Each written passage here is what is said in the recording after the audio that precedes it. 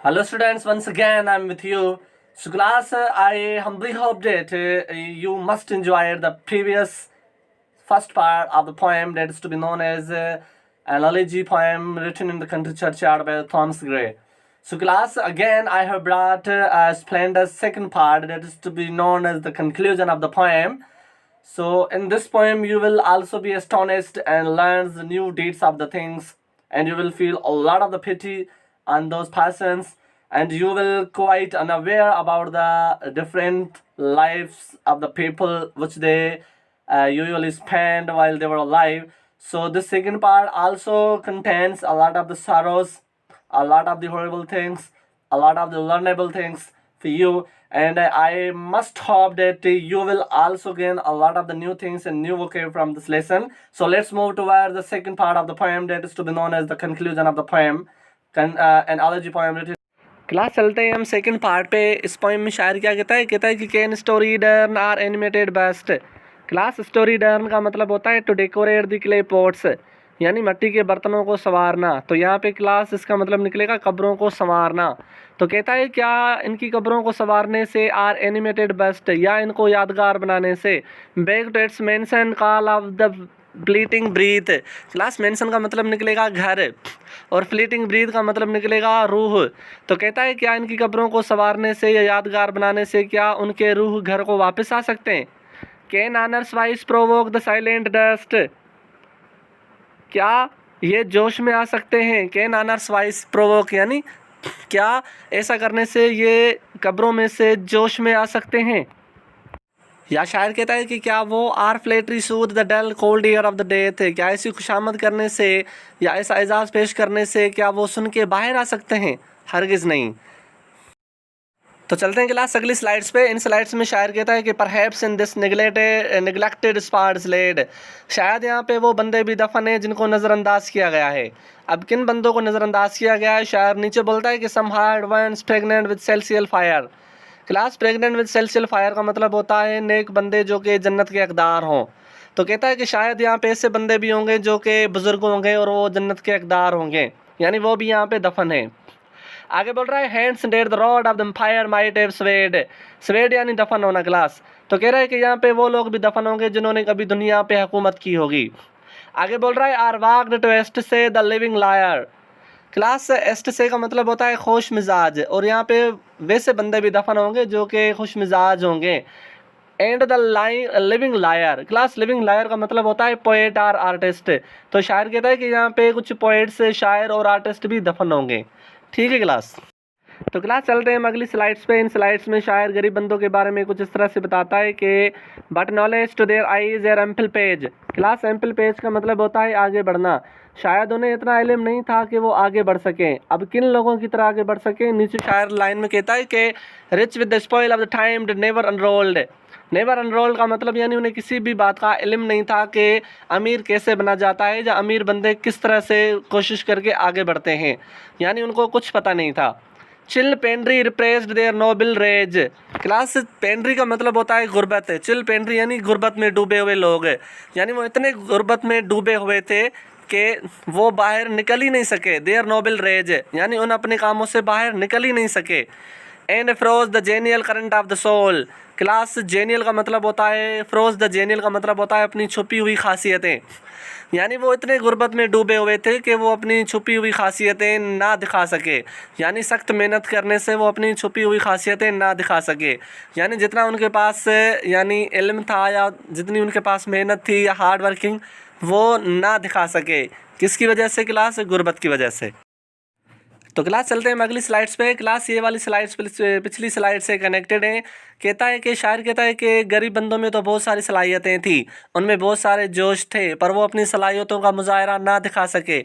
अब किससे मतलब कैसे ना दिखा सके, उनका कुछ एग्जाम्पल देता है इन स्लाइड्स में। कहता है कि उनकी छुपी हुई सलाहियतों को लोग ना देख सके, जैसे अब इनमें बताता है जैसे कि full many gem of the purest ray serene. Class gem का मतलब होता है हीरे, आप प्योरेस्ट रे सीरीन यानी आला क्वालिटी के, फाइनेस्ट क्वालिटी। तो कहता है जैसे यानी आला क्वालिटी के हीरे होते हैं जो कि the dark unfathomed caves of the ocean bear. Unfathomed caves यानी छुपे हुए होते हैं, यानी समंदर के तह में छुपे हुए होते हैं, वो यानी जाहिर नहीं होते। आला क्वालिटी के हीरे जो समंदर में छुपे हुए होते हैं वो जाहिर नहीं होते हैं। तो क्लास उनकी जो यानी क्वालिटी के हीरे जो होते हैं उन्हें कोई नहीं देख सकता है, यानी उनकी छुपी हुई खासियतों को कोई नहीं देख सकता है। Full meaning of the flower is born to blush unseen and waste its sweetness on the desert air. और कुछ मतलब फूल ऐसे भी होते हैं जो कि अपनी खूबसूरती नहीं दिखा सकते हैं। ब्लश अनसीन यानी उनकी खूबसूरती नहीं देखी जा सकती है, क्योंकि वो यानी बयाबान में या मतलब रेगिस्तान में उन जगहों पे यानी उगते हैं जहाँ पे उन्हें कोई नहीं देख सकता है, और वो यानी उसी ही डिज़र्ट में यानी उसी ही रेत में ख़त्म हो जाते हैं। तो शायर कहता है इसी तरह से ही जिस तरह से आप यानी समंदर में छुपे हुए हीरों को नहीं देख सकते और रेगिस्तान में यानी खूबसूरत फूलों को नहीं देख सकते, उनकी सलाहियतों को नहीं देख सकते, इस वजह मतलब इसी तरह से ही आपने गरीबों की सलाहियत ना देखी मतलब ना देख सके। तो क्लास इन लाइन्स में शायर कहता है कि सम विलेज हैम्पटन यानी famous people that with dauntless breast यानी जुरतमंद बंदे, यानी कुछ मशहूर जुरतमंद बंदे। The little tyrant of his fields withstood. Little tyrant का मतलब क्लास होता है जालिम बंदे, यानी यहाँ पे कुछ ऐसे मशहूर बंदे भी होंगे जो कि अपनी जुरत से इन लोगों का सामना किया होगा, यानी ऐसे मशहूर बंदे भी होंगे जिन्होंने अपनी ताकत से इन जालिम बंदों का मुकाबला किया होगा, वो भी यहाँ पे दफन होंगे। Some mute inglorious Milton here may rest. और यहाँ पे कुछ मासूम बंदे जैसे जॉन मिल्टन की बात कर रहा है वैसे बंदे भी यहाँ पे दफन होंगे। सम क्रोमवेल यानी नेशनल हीरोज, कुछ नेशनल हीरोज भी यहाँ पे दफन होंगे। गिल्टलेस कुछ मासूम बंदे भी होंगे। ऑफ हिज कंट्रीज ब्लड जिन्होंने इस मुल्क के लिए अपनी जान दे दी, जिन्होंने यानी अपने वतन की खातिर अपना खून बहा दिया। कह रहा है कि उस किस्म के बंदे भी यहाँ पे दफन होंगे, यानी यहाँ पे मुख्तलिफ लोगों की बातें बता रहा है कि किस किस्म के बंदे यहाँ पे दफन होंगे। तो चलते हैं अगली स्लाइड पे। तो क्लास चलते हैं अगली लाइन्स पे। इन लाइन्स में शायर कहता है कि द एप्लाज का मतलब क्लास होता है तारीफ करवाना। Listening senates to command. शायर कहता है कि कुछ बंदे यहाँ पे ऐसे भी दफन हैं जो कि सेनेट का हिस्सा ना बन सके। सेनेट का हिस्सा यानी वो सियासत में ना जा सके और अपने आप की तारीफ ना करवा सके। The threats of the pain and ruin to despise. और वो यानी अपने लोगों की खिदमत ना कर सके। तो scatter plenty over smiling land. Smiling land का क्लास मतलब होता है खुशहाल मुल्क। एंड टू स्केटर प्लेनेटरी यानी खिदमत करना, और वो अपने खुशहाल मुल्क के लिए खिदमत ना कर सके, यानी अपने मुल्क को खुशहाल बनाने के लिए वो अपनी खिदमतें सरंजाम ना कर सके। And read their history in a nation's eyes. History in a nation's eyes का क्लास मतलब होता है तारीख में नाम लिखवाना, और वो यानी अपना नाम तारीख में ना लिखवा सके। जैसे कि कोई बंदा प्राइम मिनिस्टर, सेनेटर बनता है या मतलब प्रेसिडेंट बनता है या पीएम या एमएनए या एमएलए बनता है, तो इस तरह से वो सेनेट का हिस्सा ना बन सके और अपने लोगों की खिदमत ना कर सके और अपने मुल्क की खुशहाली के लिए भी काम ना कर सके, और उन्होंने अपना नाम यानी मुल्क की हिस्ट्री में यानी तारीख की हिस्ट्री में भी ना लिखवा सके। तो शायर कहता है कि ऐसे लोग भी यहाँ पे दफन है। तो क्लास अब हम चलते हैं अगली स्लाइड्स पे। तो क्लास पिछली लाइन में शायर कहता है कि अच्छा हुआ कि वो सेनेट का हिस्सा ना बने, अच्छा हुआ कि वो सियासत में ना गए। अब क्यों कहता है कि अच्छा हुआ कि वो सियासत में ना गए या सेनेट का हिस्सा ना बने, इन लाइन्स में हमें पता चलेगा। शायर कहता है कि क्योंकि ये लाइन्स पिछली लाइन से भी कनेक्टेड हैं, तो इन लाइन्स में शायर कहता है कि देयर लॉर्ड फॉरबेड नार सर्कमस्क्राइब्ड अलोन। शायर कहता है कि वो सेनेट का हिस्सा इसलिए ना बने क्योंकि उनकी जो सोच थी वो यानी इतनी बड़ी नहीं थी। सर्कमस्क्राइब्ड अलोन यानी लिमिटेड थिंकिंग। लॉर्ड फॉरबेड यानी पजेस, यानी it means they possess a limited thinking, यानी उनकी जो सोच थी इतनी बड़ी नहीं थी, उन्हें इन चीज़ों के बारे में पता नहीं था। Their growing virtues but their crimes confined. शायर कहता है कि उनकी जो नेकियां थी ना वो ज़्यादा थी। ग्रोइंग वर्च्यूज यानी नेकियां ज़्यादा थी, बट देयर क्राइम्स कन्फाइंड, पर उनके जो गुनाह थे ना वो कम थे, यानी वो मासूम बंदे थे इसलिए उनके यानी जो सवाब थे वो ज़्यादा थे और गुनाह थे वो कम थे। ठीक है क्लास। आगे कहता है forbade to wade through slaughter to the throne. अगर वो सेनेट का हिस्सा बनते, अगर वो सियासत में जाते तो तख्त हासिल करने के लिए, कुर्सी हासिल करने के लिए, पोजीशन हासिल करने के लिए वो एक दूसरे का कत्ल करते। थ्रू स्लॉटर यानी कत्ल करना, ज़िबह करना। And shut the gates of the mercy on Mankind, और कहता है कि अपने आप के लिए वो रहम के दरवाजे बंद कर देते, यानी आखिरत की बात कर रहा है शायर कि आखिरत में वो अपने आप के लिए यानी रहम के दरवाजे बंद कर देते। कहता है कि अच्छा हुआ कि ये बंदे सेनेट का हिस्सा ना बने, ये सियासत का हिस्सा ना बने, ये लोग यानी क्रिवल ना बने। अगर ऐसा होता, अगर इन्हें इतनी नॉलेज होती, अगर इन्हें इतना इल्म होता, तो ये एक दूसरे का खून कर देते कुर्सी हासिल करने के लिए या तख्त हासिल करने के लिए, और ये अपने आप के दरवाजे जो थे आखिरत के लिए बंद करवा देते। इन पे कोई रहम नहीं खाया जाता। The mercy on man kinds. So class हम चलते हैं अब अगली लाइन्स पे। तो शायर लाइन्स में कहता है कि the struggling pangs of the conscious truth to hide. Class conscious truth to hide का मतलब होता है the truth whom one is quite unaware, और क्लास स्ट्रगलिंग का मतलब होता है अनईजी यानी तकलीफ़ें, और पेंजेस का मतलब होता है दुख यानी पेन। तो शायर कहता है कि अच्छा हुआ कि ऐसे कामों से ये अनजान थे, यानी इन कामों के बारे में इन्हें कुछ पता नहीं था, तो ये अच्छा है, ये अच्छा है कि ये इन तकलीफ़ों और दर्द वाले कामों से दूर थे। यानी क्लास यहाँ पे शायर सेनेट की बात कर रहा है, पिछले वाली, यानी सियासत से अनजान थे, अच्छा था। तो quench the blushes of ingenuous shame, ingenuous shame यानी बड़े बड़े कामों से। तो quench the blushes, quench the blushes का क्लास मतलब होता है हाइड द फैक्ट, यानी ऐसे सच से ये ना वाकिफ थे। तो शायर कहता है कि अच्छा था कि इन बड़े बड़े कामों से ये ना वाकिफ थे। Or heap the shrine of luxury and pride, और ये तो हीप यानी डेकोरेट, डेकोरेशन यानी ऐसे यानी बने हुए कामों से और तख्त से, और यानी प्राइड यानी फ़ख्र वाली लाइफ से, और यानी आरामदा लाइफ से अच्छा था कि ये अनजान थे।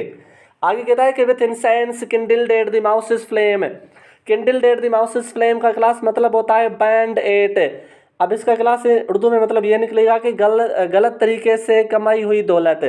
तो शायर कहता है कि अच्छा था कि ये इन चीज़ों से भी दूर थे, जो उन दौलत से दूर थे जो दौलत गलत तरीके से कमाई जाती थी। क्लास वही सेनेट वाली, पिछले वाली बात कर रहा है कि अगर ये सियासत में जाते और सेनेट का हिस्सा बनते तो गलत तरीके से दौलत कमाते, फ़ख्र महसूस करते, और यानी बड़े बड़े तख्त इन्हें मिलते, बड़ी बड़ी लग्जरियस थिंग्स इन्हें मिलती। अच्छा था कि किस्मत ने इनको इन चीज़ों से आगाह ही नहीं किया, ये यानी अंधेरे में थे और इनको इन चीज़ों के बारे में कुछ भी पता नहीं था। यानी क्लास ये गरीबों की बातें कर रहा है जो कि उन कब्रों में दफन है। तो शायर कहता है कि अच्छा था कि ये they were quite unaware of their fate, अच्छा था कि वो किस्मत से अनजान थे। तो क्लास वही बात अब इन लाइन्स में भी शायर कहता है कि फार from the madding crowd ignoble strife. Class madding crowd का मतलब होता है सेल्फिश मैन, और इग्नोबल स्ट्राइफ का मतलब होता है गिरे हुए काम। तो शायर कहता है कि अच्छा हुआ कि ये यानी खुद गर्ज बंदे ना बने और ऐसे गिरे हुए कामों से दूर रहे। Their sober wishes never learn to stray, sober wishes का क्लास मतलब होता है उनकी छोटी छोटी जो ख्वाहिशें थी उनको बिगड़ने नहीं दिया। स्ट्रे का मतलब होता है बिगड़ना।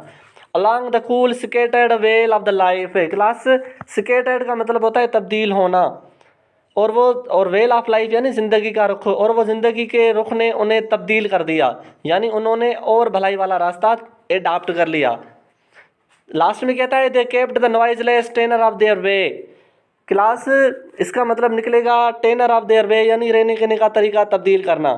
तो शायर इसमें कहता है कि उन्होंने यानी अपने आप को यानी रहने का, या उन्होंने रहने का तरीका जो था तब्दील कर लिया, अपने आप को तब्दील कर दिया, यानी उन्होंने एक सादा और ख़ूबसूरत ज़िंदगी गुजारी, नॉइज़ लेस यानी खूबसूरत ज़िंदगी गुजारी, और उन्होंने अपने रहने कहने का तरीका इस दुनिया में तब्दील कर दिया।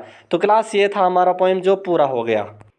So class, this is an assignment for you that you have to write first of all the summary of this poem, as well as you have to write at least the 2 or 3 central ideas of this poem. So class, one suggestion I will give you that you have not to take the help from the Google or the Wikipedia or from any book or from any guide. You have to adapt the whole summary and the whole central idea in your own words. There should be your own words and own ideas. The virulent statement should be best in the summary as well as in central idea. So class, it must take care of all these things, that you have not to take the help of the Google or net or the Wikipedia or any other sort of the guide. So you have to take the whole work by yourself in your own words. So class, thank you very much.